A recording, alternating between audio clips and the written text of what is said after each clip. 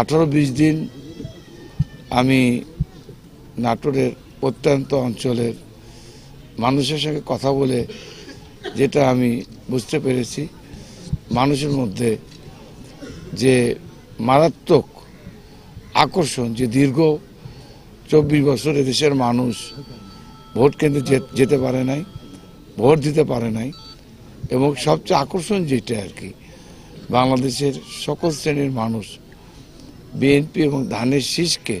Lily beauty soap, যার anti ageing গুণ তারুণ্য ধরে রেখে ত্বকে করে উজ্জ্বল, তারুণ্যময় উজ্জ্বল ত্বকের জন্য। রিমার্ক।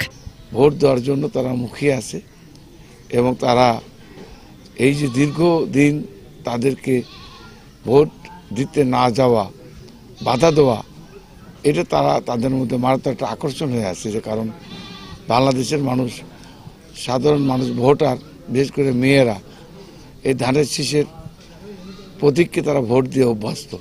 তো এই দীর্ঘদিন ভোট না দেওয়ার কারণে তারা আগামী 12 তারিখ ব্যাপকভাবে বিপুল সাড়া পড়েছে মানুষের মধ্যে। তারা ধানের শীষের প্রতীককে ভোট দিয়ে নির্বাচিত করবে। আমি আশা করছি বিএনপি আগামী 12ই ফেব্রুয়ারি নির্বাচনে বিপুল ভোটে জয়লাভ করবে এবং আমি মনে করি